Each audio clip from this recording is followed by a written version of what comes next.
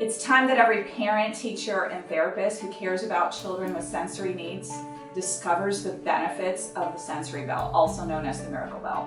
Sensory belts, which are weighted belts, they come in various sizes and various amounts of weight. They're little steel ball bearings that are used to center children who cannot get focused, and they pay more attention, look you in the eye while you are speaking with them. I mean, as a speech and language therapist, we work on oral motor skills and development, and having the core strength that the miracle belt helps to develop is a precursor to developing those oral motor skills that are needed for speech. The belt has been a huge tool in not only helping to strengthen his core, but it has also been huge in helping him get an awareness of his core.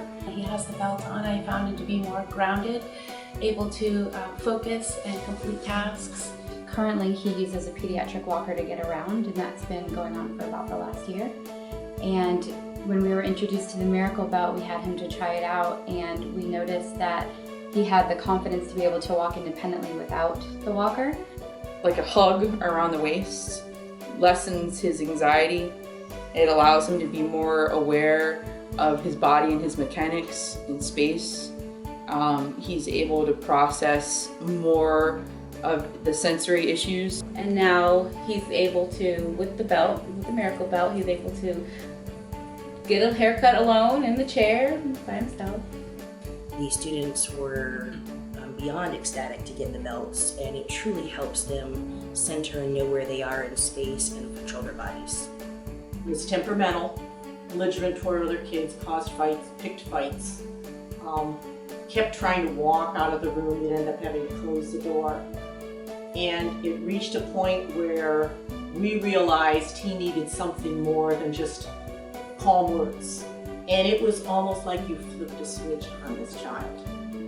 Very, very quickly he was centered. It's like, I feel like someone put a magnet in his shoes and he walked on a metal floor and he was held down and he could actually feel himself in space. It's helping me a lot and helps me keep focus on my work, paying attention, and behaving, being on task. Came in with no communication.